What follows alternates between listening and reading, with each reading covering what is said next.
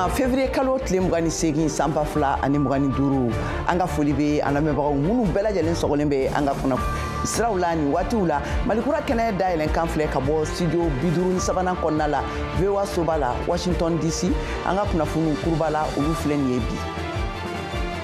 Washington DC be kunnafoni jalaw kan bi juma ina kada dunya mɔgɔbaw ka bisimilaliw la l'Amérique masayaso kɔnɔ di jamanakuntigi Donald Trump fɛ a fɔlɔ ni waatini na Volodymyr Zelensky bisimilala Donald Trump fɛ ka kan ka bolonɔbila kɛ bɛnkan na Ukraine dugujukɔrɔ sɔrɔmafɛnw kan waati la kuma caman be ka kɛ dunya gun kan Ukraine fitinɛ taabolow kan. Ka fara o kan kunungo alamisa la l'Amérique jamanakuntigi Donald Trump ni Angleterre fangabolo ɲɛma Keir Starmer ye ɲɔgɔn kumaɲɔgɔnya taabolo caman kan dunya kungow la Ukraine fitinɛ dunya sanni feere gɛlɛyaw bɛ olu la an bena segi a kunnafoniw kan ka a tɛntɛ aw ye sisan jɛmukan kɔnɔna la. Tile kelen dɔrɔn o de bɛ ani sunkalo daminɛ ni ɲɔgɔn cɛla la o sababu la an bɛ taa an ka laselikɛla Njayi Sanu Jɛnɛba sɔrɔ Bobo Julaso a bɛna laseli kɛ an ye gadonmusow ka labɛnw kan ka kɛɲɛ ni sunkalo in ye. Ka foli kuraya an lamɛnbagaw bɛɛ lajɛlen ye k'a fɔ a y'a k'aw bisimila an ka malikura jɛmukan kɛnɛ kan ka tɛmɛ n'an ka kunnafoniw ye l'Amérique jamanakuntigi Donald Trump ale ye Ukraine jamanakuntigi Volodymyr Zelensky bisimila l'Amérique masayaso kɔnɔ an bɛ waatini min na sisan kumaɲɔgɔnya bɛ ka tɛmɛ u ni ɲɔgɔn cɛla la a ɲɛmɔgɔ filaw kan k'u bolonɔbila kɛ bɛnkan na Ukraine ka dugujukɔrɔ sɔrɔmafɛnw olu taabolow kan ayiwa u bɛ kuma la fɛnɛ Ukraine bɛ fitinɛ min kɔnɔna la nin ye a san 3 ye kan George Atino. Donald Trump ani Volodymyr Zelensky olu be ɲɔgɔn ye la ni waati in na États-Unis jamana ɲɛmaayaso Maison Blanche la ni ye a siɲɛ fɔlɔ ye k'a fɔ ko ɲɛma fila ninnu olu be lajɛrɛ kɛ kabini Donald Trump ale fanga ta janvier kalo tile 20 tɛmɛnen nka yanni o cɛ tiɲɛ don k'a fɔ ko ɲɛma fila ninnu tun delila ka lajɛrɛ kɛ Faransi o kɛra k'a sɔrɔ Faransi faaba alabato Notre-Dame o dayɛlɛtɔ tun don nka o waati y'a sɔrɔ Donald Trump ale tun ma fanga ta ka sigi États-Unis jamana ɲɛmaaya la bi États-Unis ani Ukraine ɲɛma ka lajɛrɛ sen fɛ o kan ka u bolonɔ bila bɛnkan na mun bɛ États-Unis yamaruya ka se ka Ukraine ka dugujukɔrɔ nafolo ani dugukolo nafamanba dɔw olu lasɔrɔ Donald Trump ka fɔla o ye cogoya ye Washington bolo waasa a ye musaka minnu bɔ ani ka maramafɛn min di Ukraine ma ka se ka olu musakaw mɔnɔbɔ ka fara o bɛnkan bolonɔbila kan ni lajɛrɛ nafa ka bon kosɛbɛ Ukraine bolo sabula Volodymyr Zelensky ale jigi b'a kan ka fɔ ko ale bɛna se ka layidu sɔrɔ a ka jamana ka lakanako ta fan fɛ ka bɔ États-Unis yɔrɔ Ukraine jigi bɛ o layidu kan sabula olu bolo bɛ se ka kɛ cogoya ye ka u yɛrɛ tanga Rusi ka bingani wale wɛrɛw ma hali n'o y'a sɔrɔ bɛnkan sabatira sabula Ukraine bolo layidu sɔrɔlen olu ka lakanako ta fan fɛ o na kɛ cogoya ye waasa ka se ka u yɛrɛ tanga don nataw la Rusi ka bingani wɛrɛ ma hali ni bɛnkan sɔrɔla ni dɔgɔkun kɔnɔna la Donald Trump tun y'i kanbɔ a ka minisiri lajɛrɛ sen fɛ k'a fɔ ko ale bɛ ka fɛɛrɛw tigɛ waasa ka se ka bɛn sabati Ukraine ani Rusi ni ɲɔgɔn cɛ ani a y'a pereperela tigɛ k'a fɔ ko Ukraine kan ka ɲina a donni yɛrɛ kɔ OTAN kɔnɔna la sabula ko o de kɛra sababu ye ka taa wuli forobamugu la. Halisa an bɛ to yan nɔ sabula Washington bɛ kunnafoni jalaw kan ayiwa kunu alamisa la ayiwa l'Amérique jamanakuntigi Donald Trump ye Angleterre fangabolo ɲɛma Keir Starmer bisimila l'Amérique masayaso kɔnɔna la ɲɛmɔgɔ fila ninnu kumana u ye hakilinaw da yira ɲɔgɔn na ka kɛɲɛ ni dansigili bɛ se ka kɛ cogoya min na Ukraine san 3 kɛlɛ fitinɛ ninnu taabolow la ayiwa u kumana fɛn caman wɛrɛ fɛnɛ kan ka fara dayirimɛ u ye fɛn caman fɛnɛ da yira ɲɔgɔn na Modibo Dambele ale bɛ Anita Powell VOA ka laselikɛla l'Amérique masayaso kɔnɔna la ka mana bɔ an ye bamanankan na.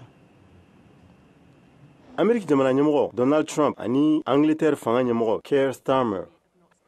ni jamana ɲɛmɔgɔ fila ni olu kɛlen don ka baarakɛɲɔgɔnya kɛrɛnkɛrɛnlen u bɛ u ni ɲɔgɔn cɛ ka naziw u y'olu gɛn ka segi kɛlɛjuguba fila min tɛmɛnen min kɛra o sen fɛ. U ye ɲɔgɔn ye alamisadon Amérique famayaso la yaasa ka se ka kuma farati min ni a bɛ binna ni y'a a san caman ye kɛlɛ wɛrɛ ni ale bɛ senna ni wagati na farajɛ jamanaw la. Donald Trump a y'i sinsin k'a fɔ ale bɛ Ukraine dɛmɛ ni lahala minnu ye. Ni jumadon a kan ka Ukraine jamana ɲɛmɔgɔ o danse yaasa u bɛ se ka bɛnkan sɛbɛn dɔ kɛ ani Amérique jamana ni ɲɔgɔn cɛ mun sen fɛ u bɛn'u ka dugujukɔrɔ nafolo di u ma. The American taxpayers will Ameriku jamanadenw u ka wari bi sara miliyar caman mun ni a dira ka dɛmɛ don Ukraine ma yasa a k'a yɛrɛ makara wa o ye ko ɲɛnama de mun kan ka kɛ. Starmer a ye laseli kɛ ko ni mɔgɔ fila u tun kumana bɛn natili dɔ kan mun kan ka kɛ kolo gɛlɛn ye ani mun lakilennen don wa mun ni ale sɛmɛlen don fanga fɛnɛ na yasa ka se ka bingali wɛrɛ Rusi jamana fanfɛla la o bɔ a ma. A ye laseli kɛ fɛnɛ ko u labɛnnen don ka kɛlɛkɛcɛw di yasa u bɛ se ka na kɛnɛ kan ani pankunu yasa ka bɛnkan in ka a kɔkɔrɔma don. Ayiwa an bɛ taa nanzarala gun kan Angleterre jamana kan ayiwa yen nɔ u ka dɛmɛ kɛ cakɛdaba duniya gun kan o minisiri ale ye a ka laseliw kɛ k'a fɔ ko a bɛna baara bilancari kɛ ayiwa Annelies Dodd ale y'a jira k'a fɔ ko ɲɛmɔgɔ kabini waati jan u ka fangabolo ɲɛmɔgɔ ale ye danatigɛliw kɛ k'a fɔ ko a bɛna u ka dɛmɛ duniya kɔnɔna la baarakɛbolo nafolokun tigɛ k'a dun sɔrɔdasiw ka minɛnw sanniw dafɛ a ye kofɔli kɛ o siraw kan k'a fɔ ko o waleya ninnu minnu filɛ nin ye k'a bɛna na kɛ sababu ye ka jigilatigɛba bila minnu se tɛ minnu ye kɔlibagatɔw la duniya gun kan ayiwa ko ni nin ko ninnu kɔni waliyara ayiwa k'a bɛna kɛ kojuguba de ye a bataki min n'a ye a sɛbɛn k'a ci fangabolo ɲɛmaa ma ne a bilala bɔlɔlɔ siraw fɛ a ye a ka jigilamisɛnya jira kosɛbɛ ka kɛɲɛ ni a taabolow ye. Awa sisan an bɛ taa Wagadugukaw fɛ yen nɔ an bɛ taa yen nɔ min ni FESPACO n'o ye farafinna tilebiya fanfɛla jabɔ fɛɛrɛkɛnɛba ye n'a kɛnɛ kun sigira yen nɔ kabini dɔgɔkun tɛmɛnenw na a kan ka kuncɛliw kɛ nin dɔgɔkun in na ka taa an ka laselikɛla Kader Traoré n'ale ye VOA Bambara ka laselikɛla ye k'a sɔrɔ yen nɔ. Kader an ka foli bi a b'an bolo directement na awa kunnafoni jumɛn de bɛ yen nɔ bi Kader k'a lase. Aw n'u la Kayato aw n'u la VOA Bamanan lamɛnnikɛlaw bɛɛ ani a filɛkɛlaw bɛɛ k'a fɔ ko anw bɛ yɔrɔ min na kɔni o ye hôtel Azalaï Indépendance ye Wagadugu hôtel min na n'a sɔrɔ anw yɛrɛ kɔfɛ maaw bɛ bon kɔnɔ minnu bɛ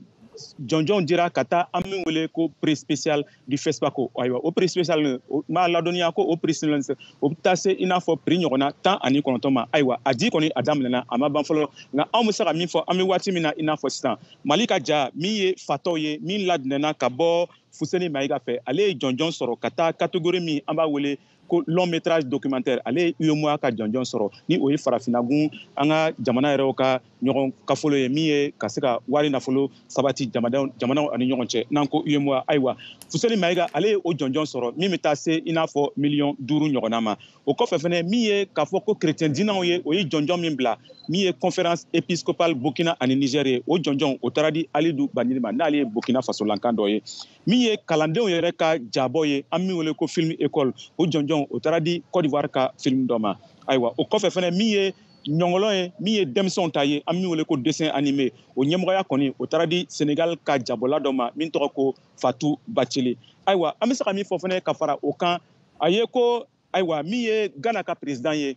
ni o ye John Mahama Dramani ye a fɔra ko ale kɔni a bɛna senfa ka se FESPACO datugu kɛnɛ kan k'a ladɔnniya ko FESPACO kɔni ale bɛna datugu sini wulada fɛ ka taa yɔrɔ min ye an b'a wele ko Palais des Sports de Ouaga 2000 ayiwa ja tɔw bɛna kɛ nin kɛnɛ nin kan jɔnjɔn tɔw fɛnɛ bɛna di o kɛnɛ nin kan kɛrɛnkɛrɛnnenya la jɔnjɔnba min yɛrɛ labɛnna ka bila maaw bolokɔrɔ an bɛ min wele ko étalon d'or di Yeninga ayiwa o ko de bɛ a sen kan an bɛ waati min na i n'a fɔ sisan maaw bɛɛ kɔni bɛ o labɛnna maaw fɛnɛ bɛ sɛgɛsɛgɛli kɛ la jɔn de bɛna se ka nin jɔnjɔnba nin sɔrɔ ka taa min ye ayiwa Burkina Faso ka ŋana dɔ ye ni ale tɔgɔ ko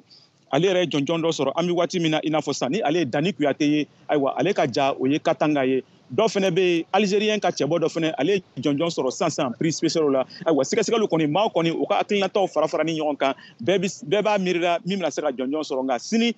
o jɔnjɔn sɔrɔ kɔni o bɛna fɔ ka taa min ye étalon d'or di Yeninga ye.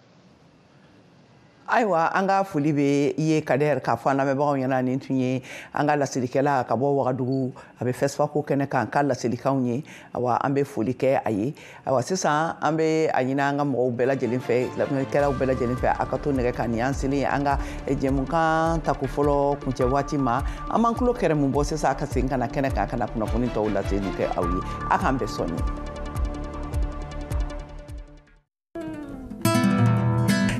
a b'a fɔ tiɲɛ wa an kɔni an b'a fɔ dɛ Mali la farali bɛ fanga ɲɛmɔgɔ kɔrɔ Choguel Maïga ka juin kalo o tile 5nan jɛkulu ni sɔrɔdasi minnu bɛ fanga na o de ye fanga ɲɛmɔgɔ kɔrɔ o ka kuma fɔlen ni min kun ye k'a ka san 3 baara jate minɛ aw bɛ o kuma nin ɲɛfɔ cogo di aw bɛ faamuyali jumɛn kɛ a la aw fɛlaw ye jumɛn ni minnu b'a fɛ k'u da don an ka jumadon a y'aw tulo sɔgɔ VOA banbara la an b'a fɔ jɛmukan kɛnɛ kan ayiwa ne balimaw ni jɛmukan kɛrɛnkɛrɛnnen a kana fɔ kɔ dɛ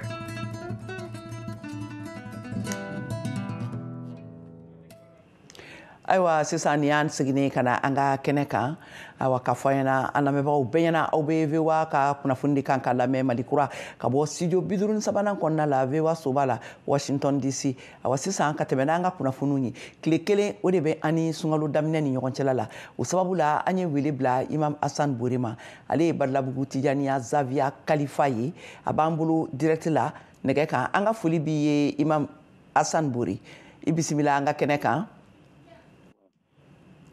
Imam alhamdulillah foli diyara n ye awa an ka foli b'i ye an b'a dɔn k'a fɔ ko sini sunkalo n'o ye silamɛw ka kaloba ye o bɛna daminɛ awa i bɛ se ka mun de fɔ an ɲɛna sisan sunkalo yɛrɛ nafa kan ani silamɛya ta sira kan diinɛ ta sira kan ani ni nafa wɛrɛ minnu fana b'a la ayiwa alhamdulillah rabbil alamin an bɛ Ala fo ka waleɲuman dɔn Ala min ye an garisɛgɛ nin kaloba in na an bɛ na don a kɔnɔ sisan an b'a ɲini Ala fɛ Ala k'a daminɛ hɛrɛ la k'a tɛmɛ koɲuman d'an ma sunkalo nafa min b'a la a tɛ fɔ ka ban sunkalo ye Ala ka kalo de don wa a dira silamɛw de ma Ala ka hinɛ kama o silamɛya n'a y'a sɔrɔ o ye diinɛ min ye min ko fɔ o ye adamadenya yɛrɛ taabolo ɲuman ye diɲɛ latigɛ kɔnɔ donc sunkalo ye o baara belebeleba dɔ de ye a fɔlɔ ye min ye sunkalo ye diinɛ yɛrɛ jɔsen dɔ de ye jɔsen 5 min bɛ Ala ka diinɛ na sunkalo y'a dɔ de ye nka sunkalo ye kaloba de ye Ala ka kalo de don hinɛ kalo de don karama kalo de don junubi nafa kalo de don wa Ala yɛrɛ ka jɔnw ni ɲɔgɔn cɛ cɛdilali o kalo de don donc sunkalo dabɔra kun fɛn kelen min kama o ye adamadenya yɛrɛ jaati de ye adamadenw ka lahalaw tɛ kelen ye u ka sɔrɔw tɛ kelen ye donc lahala minnu ka lahala ka ɲi n'o ye setigiw ye u k'a dɔn k'a fɔ se tɛ minnu ye u bɛ degun min na kɔngɔ taa sira la donc o la ni olu fana kɔngɔna o waati kelen kɔnɔ u b'a dɔn k'a fɔ fɛn min bɛ kɔngɔ na fɛn min bɛ degun na fɛn min bɛ fantanya la o de kosɔn n'a sera a bɛ kɛ Ala de kama a bɛ kɛ ni Ala yɛrɛ de ye bɛɛ lajɛlen k'i hakili to a la k'a fɔ sunkalo ɲɔgɔn dɛmɛ kalo de don n'a waati sera jɔn bɛ ɲɔgɔn dɛmɛ u bɛ ɲɔgɔn dɛmɛ cogo ɲuman na ka ɲɔgɔn dɛmɛ ni balo sira ye ka ɲɔgɔn dɛmɛ ni adamadenya sira ye ka ɲɔgɔn dɛmɛ ni karama sira ye donc sunkalo ye kaloba de don fɛnba de b'a kɔnɔ mais fɛn min de bɛ dɔrɔn a fɔlɔ ye min ye o ye a ŋaniya sirili ye k'a fɔ Ala ka kalo de don n'a sera n b'a sun Ala yɛrɛ jaati kama wa n bɛ n balimaw dɛmɛ a na wa n b'a kɛ ni Ala yɛrɛ jaati de ye o tuma o kalo de don hɛrɛ bɛɛ lajɛlen bɛ sɔrɔ a kalo la o de kosɔn n'a kalo sera gɛlɛya bɛ cogo o cogo an b'a ye Ala bɛ gɛlɛya Ala b'a nɔgɔya maaw ma a b'a nɔgɔya sunbaw ma i mana jɔrɔ cogo o cogo ni sunkalo ye n'a sera i ye setigi ye i ye senta ye i b'a ye a bɛɛ lajɛlen Ala bɛ hinɛ a bɛɛ lajɛlen na jɔn bɛ hinɛ ɲɔgɔn na donc hɛrɛ kalo de don ayiwa basi tɛ an b'a ye a bɛ kɛ fana o diyara an ye Imam ayiwa ɲininkali filanan ye min ye o de ye k'a dɔn an b'a dɔn ko sunkalo ale fana ye silamɛya jɔsenba dɔ ye o sababuya la awa hakɛw bɛ hakɛ caman tigɛlen b'a kɔnɔ n tun bɛ fɛ ka ɲininkali k'i la komi tilali ani hinɛw i da ser'u ma ka ban an tɛna tugu la awa i bɛ se ka mun de fɔ an ɲɛna mɔgɔ minnu sisan n'u man kɛnɛ sisan ani fana ni minnu bɛ taama siraw kan voilà olu ka hakɛ a bɛ se ka kɛ mun de ye sunkalo in kɔnɔna la alhamdulillah komi Ala yɛrɛ ye hinɛ masa de ye a b'o fɔ a b'a fɔ n tɛ foyi wajibiya n ka jɔn kan fo n ka jɔn bɛ se min na o de kosɔn n'a waati sera hakɛ dɔw bɛ yen olu hakɛw labatuli ye diyagoya de don adamaden yɛrɛ ka fɔlɔ fɔlɔ parce que hakɛ min b'i ka o ye i ka kɛnɛya ye o ye i ka balo ye balocogo ɲuman ye o tuma n'a waati sera n'a y'a sɔrɔ bana b'i la bana min n'a y'a sɔrɔ a confirmelen de k'a fɔ ko e tɛ se ka sun kɛ a ma wajibi kɛ fiyewu i ka sun kɛ pour que i ka nin yɛrɛ tɔɔrɔ ayiwa i ka nin sigiɲɔgɔn tɔɔrɔ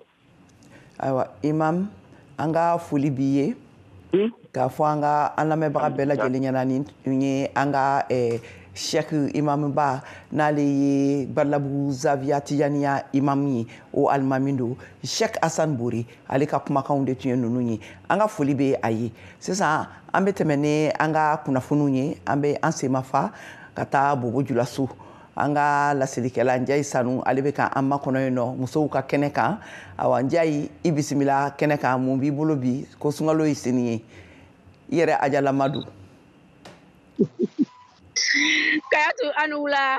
an cɛ n ka fori b'i ye kosɛbɛ n ka fori bɛ an lamɛnkɛbaga kelen-kelenw bɛɛ ye nin wagati nin na ko ni ce u ka tulomajɔra Malikura sanfɛ Kayatu i k'a lɔn ko fatɔ taama man gɛlɛ f'a yaala banbari anw ye yaala baden dɔ tugu musolakaw nɔfɛ ka se ka to ka sunkalo labɛn cogo lajɛ bari o tɔ ti wagati kunkurunni bɔ i k'a lɔn sunkalo kalo mana na se anw fɛ musow ka panka purutu daminɛna a dugutilama wuli n'a suguri tobi a sun lakari labɛnw ka fara an ka baara tɔw kan an deli ka minnu kɛ an ka gasow ra an b'u b'o ra an bɛ taa baarakɛyɔrɔ la an bɛ taa jagokɛyɔrɔ la ka nin bɛɛ kun cɛ n'an ka denbayaw ladon ye sunkalo wagati kɛra anw fɛ i n'a fɔ sɛgɛn wagati barisa an b'an ka baara ye o tuma na o bɛ bugu ka tɛmɛ lon tɔw kan sango muso minnu bɛ taa tubabu baara kɛ ayiwa ka se ka kɛnɛma taa fara sokɔnɔtaw kan dun an bɛ labɛn cogoya di walasa u ka ɲɔgɔn sɔrɔ an tɛ ɲinɛ sunkalo yɛrɛ labɛnw kɔ a k'a lɔn ko aladari baden dɔ bɛ kɛ sunkalo la an ka alabato an b'o gun ɲɔgɔn na cogoya di muso yɛrɛ bɛ labɛn na cogoya di ayiwa ninnu ɲininkali ninnu bɛɛ jaabini o b'o yɛrɛ sɔrɔ an ka bi masala nin kɔnɔ an sigikun ye min ye wulada nin fɛ.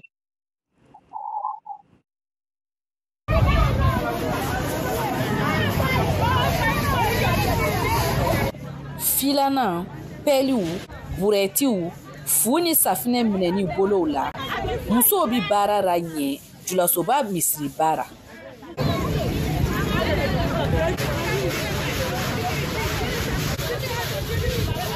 selidɛbɛnw bi ko dugumalaw bɛ fura ka jɔsi sanfɛlaw bɛ gongo sokɔnɔnaw bɛ wusu sanata jaabi kasamba bi baarakɛlaw cɛra nisɔndiya baara le baara o ye mun ye ala ka so an nan'o le saniya yɔrɔ la bi k'a di ala ma ni sunkalo bɛ surunyana sunkalo tɔ tora yanni tile 2 tile 3 an bɛna misiriba ko. N'i ko alabato kalo i ko dumuni wagati fɔnɔ dugutila wuli wulada fɛ tobiri banbaliw baga nanji kafe ji sukɔrɔman sumasumaniw musow lo bɛ nin bɛɛ labɛn na o tɛ ɲina baarakɛyɔrɔ taga kɔ a la a kɔngɔ n'a minɔgɔw kan nin bɛɛ bɛ jɔrɔ kun bɔ Ajara Watara fɛ. Tile ka fari an bɛ taa baara la an tɛ jigin joona wula fɛ bɛna fɛ boli ka taa jigin ka taa sunlakari pɛrɛ ani suburi donc ale ni dugutilama wuli jatigɛ baara dɔɔni mais an bɛ ala dari ala k'a fanga d'an ma an ka se a kɔrɔ. Ka se k'o senna teliya gabugu kɔnɔna na musow bɛ nansan ka bilaw ra sugu fiyɛ kɔnɔnaw fani lo tewu sunkaloma kɔnɔ nin Alimatu Traore fana bɛ labɛn na. Ne kɔni ye n ta labɛnw daminɛ voilà bon ne kɔni nafɛnw lalaga ka bila ni n ka gobelenw n ka thermosiw n ka glacɛriw n kɔni y'o bɛɛ labɛn ka bila parce que actuellement yɛrɛ n ye n ka ɲɔ folon k'a bila donc ni sunkalo sera an bɛ to k'a bɔ dɔɔni dɔɔni ka to k'a utiliser parce que sunkalo wagati la na a man nɔgɔ n'i bɛ sun na denmisɛnw bɛ yen den ka ɲi ka taa ekɔli la. Dumuni tɛ taa tasaw kɔ o kosɔn dakamana minɛnw yereni lo yɔrɔ bɛɛ dugu kɔnɔna na ani sugubaw ra min ka teli ka san kosɛbɛ sunkaloma kɔnɔ nin na o y'a tɛrɛmosi a n'a glacɛriw ye Abibata Diallo y'o sugu jɔ. Bagaminɛnw aya malominɛnw an bɛna muguji dɔ kɛ dɔ ra aya an bɛna galasi bila dɔ ra n bɛ fɛ ka glacɛriw san aya ani dumuni kɛ tasaw dumuni kɛ glacɛriw pour que i bɛ dumuni dɔ ra a kana suma quoi n'a wulila sogoro dumuni tuma na aya a bɛna na ye a gwan dɔ dɔɔni. Dasa kurasan dɔrɔn tɛ Awa Watara fɛ o lani lo laada dɔw kan. N'a sera k'i sɔrɔ si ni kɛnɛyara i bɛ ka minɛnw labɛn kɔrɔma minnu tun bɛ baara kɛra na i b'olu siri k'olu bila ka na kuramanw san ni se b'i ye ka na olu san ka taa don i ka bon na k'i ka bon labɛn o bila pour que Anga papa chéru ka se ka café mini dɔ ye thermos nouveauté bi bɔra o. Aïda Tinto ye tubabu baarakɛla ye. A b'a ɲɛfɔ an ɲɛna. A b'a yɛrɛ labɛn cogoyasi min ka se k'a ka so kɔnɔ ta ani kɛnɛmataw fara. An b'an ka mugujiw bɔ ka bila frigo ra, jus ninnu, an b'an ka ɲɔw sin,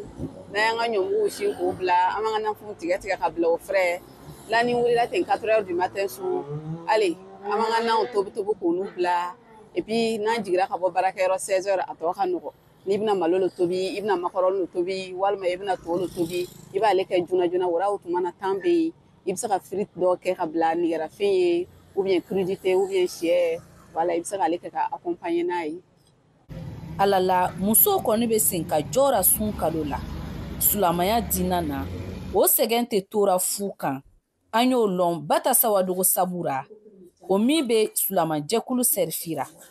Ngalo binana kɛra comme duna le bi jigira an ka lu ninnu kɔnɔ. An ka ŋan yɛrɛ préparer ka duna ni kunbɛn. Muso ka ŋa ka nisɔndiya yɛrɛ a kɔnɔ. Parce que sɛgɛn o sɛgɛn muso ni bɛna kɛ sunkalo ni kɔnɔ, a nafa ka bon. N'i sun don, i yɛrɛ ka ɲi ka i cɛsiri ka baara kɛ ka fara kan. I man kan ka sigi parce que n'i sun don, n tɛ foyi kɛ tuguni. Ou bien n'i sun don, n tɛ kuma dima yɛrɛ fɔ mɔgɔ ma. N bɛ sun don, n bɛ taa ji tutu yɔrɔ bɛɛ ka mɔgɔ déranger. Ou bien e ɲ'a le bɛ sisi tuma bɛɛ ka yira mɔgɔ ma k'i sun. N'i y'ale kɛ caman ten, sunkalo nin ka baraji ni dɔɔni caman bi bɔra la. Sunkalo labɛn danni tɛ musolakaw dɔrɔn ma. Adama Konate ni denbatigi ni yera sanni na. Ni sunkalo n'a sera, donc an bi labɛnw kɛ k'a kɔnɔ. Donc a barikow la a n'a a fɛrɛbɔw la, an yɛrɛ nana fugula dɔ san. Ni sunkalo sera n b'ale don. An bɛ se misiri kɔnɔ ka kalanw kɛ. Ebaya fimanw n y'o san ka denbaya ye. Bata Sawadogo b'a gwɛlɛya Sulamaw ye, o ka dumuni damakanya sun kari waati ra, a kana na ban ka kɛ tiɲɛni ye. Ayiwa Kayatu, ni sɔmina ɲɛnaminimini ma i bɛ sonsori. Bobo Julaso muso sɔmina ɲɛnaminimini ma o sonsorila. Subaw bɛ san na ka bila, nafɛnw bɛ san na ka bila, tasaw bɛ san na ka bila, sow bɛ lalagara, misiriw bɛɛ saniyara. Bari ni sunkalo da donna ka ban ninnu bɛɛ kɛ ka gɛlɛ. Tile ka fari, gbɛlɛya bɛ yen, sɛgɛn bɛ yen. N'i donna sugu fiyɛ la ni nansɔngɔ ɲɛnama yɛrɛ t'i bolo i ni mɔgɔ tɛ kuma ka ɲɛ. Ni min ka fɛn sɔngɔ ɲini kan ka tɛmɛ a ra, i n'a bɛ kɛlɛ. N'i lɔra min kunna fana ka fori kuntagajan kɛ, i n'a bɛ kɛlɛ. N'i donna ni warimisɛn t'i fɛ ka sanni kɛ, i ni mɔgɔw bɛ kɛlɛ. Ayiwa, ka kɔni bɛɛ ɲɛ don. Bisu na an b'an kan jan ka filɛri kɛ sanfɛ. Ni kalo kɛra lasabati fɛ ye, an bɛ wele ni sun ye sini. O ra an bɛ fori kɛrɛkɛrɛnya sisan kura fori k'o di Sulamaw bɛɛ ma. Kɛrɛkɛrɛnyara musolakaw. Minnu bɛna to gabugu sisiw n'a funtɛniw kɔrɔ n'o ka ji min nɔgɔ ye, an b'o fora. Minnu yɛrɛ bɛna taama tilew jukɔrɔ daraka dumuniw ɲini na, an ka fori b'o ye. Minnu bɛna su ɲɛnamaya ka to ka Alaw bato, an ka fori b'u musolakaw bɛɛ ye. E yɛrɛ ni sunkalo d'i ma. Njai Sanu, an ka foli b'i ye ka foli kɛ bɛɛ lajɛlen ye k'a k'an lamɛnbagaw ye k'a kɛ silamɛ bɛɛ lajɛlen ye. Ala min ye ɲinanta jira an kɛnɛ na, Ala k'a timɛko ɲuman di an bɛɛ lajɛlen ma ani silamɛw bɛɛ lajɛlen ma, ka san wɛrɛ ta fɛnɛ k'o kɛnɛ jira an na nin wagatinin kelen in kɔnɔ san wɛrɛ a k'a sɔrɔ e yɛrɛ ni ne sigilen don an bɛ musow gadon musow ka sɛgɛn an'u ka baraji ɲini o kumaw fɔ. An ka foli b'i ye k'a fɔ an lamɛnbagaw ye nin tun ye bi an ka lasilikɛla ka bɔ Bobo Julaso Njai Sanu ale ka lasilikanw ye. Ayiwa a kumana fɛn min ye gadonmusow ka labɛnw ye ka kɛɲɛ ni sunkalo daminɛ nin ye. Ka tɛmɛ n'an ka kunnafoniw ye sisan an bɛ na an ka farikolo ɲɛnajɛ kunnafoniw lamɛn Siyaka Tarawele bolo. An b'ale bunagun kan denmisɛnnin kunda Bamako championnat cadet musomani wani cɛmaniw ɲina san 2015 ta tana sibiri tɛmɛnen février kalo in tile 22 san 2015 in na INGS terrain na. Musomani kunda centre omnisport de Misabugu COM de y'o jɔnjɔn ta kuru 20 ka bɔ lycée sportif Ben Oumar Sy Elbossi ɲɛkɔrɔ kuru 7 Adi Aidara COM musomaniw degeli karamɔgɔ ko kunkɔrɔta don an ka lamɛn. Be centre omnisport de Misabugu supporter bɛɛ lajɛlen fo ka ligi fo u ka nin hakilina ɲuman in na parce que a b'a to an bɛ se ka denmisɛnninw niveau dɔn k'a dɔn fana denmisɛnnin minnu bɛ se ka yɛlɛn wagati minnu na ka u préparer fana yanni compétition baw cɛ. COM de fana ye cɛmaniw ka jɔnjɔn ta kuru 17 ka bɔ Elbossi taw ɲɛkɔrɔ kuru 12 Mamadou Damele n'a bɛ wele Seiba COM cɛmanu degeli karamɔgɔ y'a yira ko labɛnni de ɲɛna an ka Mamadou Damele lamɛn. Bi match in clé gara tiɲɛna gardien remplaçant yɛrɛ de. C'est déjà gardien tun bɛ yen nɔ a tun tɛ ka ballon suye puis a ka contre caman tun bɛ ka ye suye a ye défense mun monté o kama k'u pousser u ka ballon fili a ka ballon repousser a tila ka ballon ta ka d'a ma contre attaque la parce que déjà an bɛ ka jouer ni système de jeu min ye a jeu bɛ contre ni défense mun ye an y'o fana dɔrɔn an ye gardien changer ka kuma ni gardien dɔ ye a ka taa n'a ka contre attaque nin cogo la et puis a bɛɛ réussir a bolo tugun. Adama Tunkara Elbossi musomanu ani cɛmanu degeli karamɔgɔ y'a yira ko don bɛ man kan. Ma foyi faamu mais c'est le sport gagner bɛ défaite bɛ nul bɛ bi kɔni vraiment ça ne va pas c'est pas ce qu'il y a vraiment sinon ni équipe na an bɛ ni équipe ci match o match mais bi comme match nana u ka terrain fana kan ils ont favori bɛ b'u bolo yan bi parce que y avait le public nimisa bɛ na parce que Misabugu kun y'a fɔ an ye k'a fɔ nin kubu kelen de b'u jɔ u ka kubu la kubu saba bɛɛ b'u bolo maintenant nin kubu in dun b'anw bolo anw y'a ta ligi ka mada fɔlɔ anw ye nin ta nin y'a deuxième édition kun ye an kun b'a fɛ vraiment u yɛrɛ kana fɛn sɔrɔ nin na mais an nana ni don mun ma nɔgɔya vraiment i b'o o to ala ma.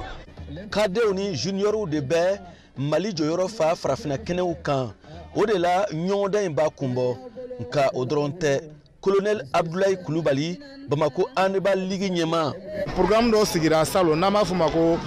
handball à l'école ne farikolo ɲɛnajɛ ministre nana n'o hakilina ye ka a denfa di fédération malienne de handball ma n'olu y'a kalifa Bamako ligue la ko an ka organiser an y'o organiser Bamako école 20 ni ɲɔgɔn cɛ an ka nin tournoi kade la an y'a ye école caman lycée caman olu participera la parce que o lycée ninnu caman ye handball dɔn ou bien ka matarafa kosɛbɛ.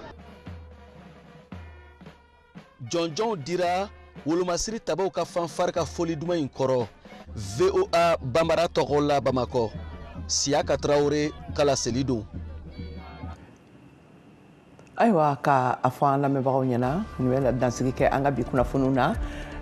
an ka Malikura dɔgɔkun yɛrɛ kunnafoniw dansigi awa k'a fɔ an na sisan kɔni aw bɛna Mohamed sɔrɔ fitirimagɛn waati la bi a ka an b'a fɔ kɛnɛ kan barokɛnɛsigi o bɛna kɛ Mali premier ministre kɔrɔ Dr Choguel Maïga ale bɔra ka laselikan minnu kɛ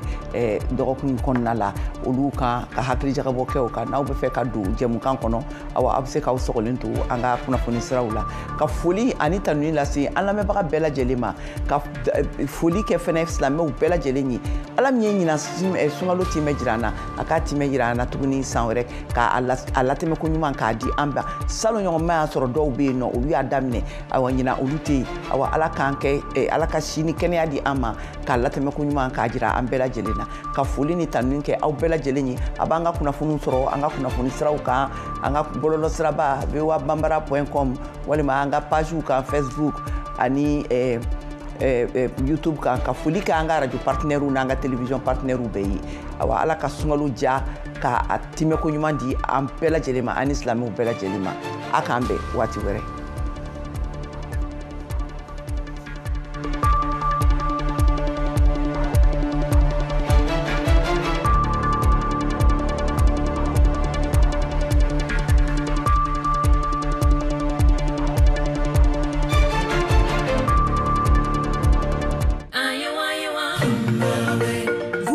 Bambara, Dioula, Malinké. Vous voulez recevoir l'actualité au quotidien? Abonnez-vous maintenant à la chaîne WhatsApp VOA Bambara. C'est simple. Rendez-vous sur WhatsApp dans la section Actu en bas à gauche de votre écran. Tapez VOA Bambara et cliquez sur Suivre. Vous recevrez ainsi les dernières nouvelles du Mali,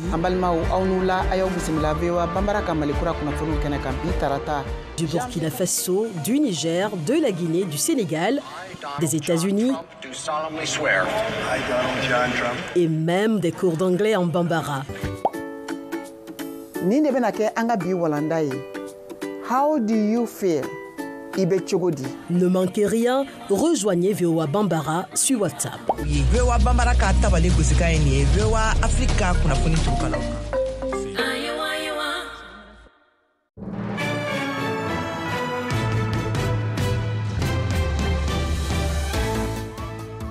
Hamas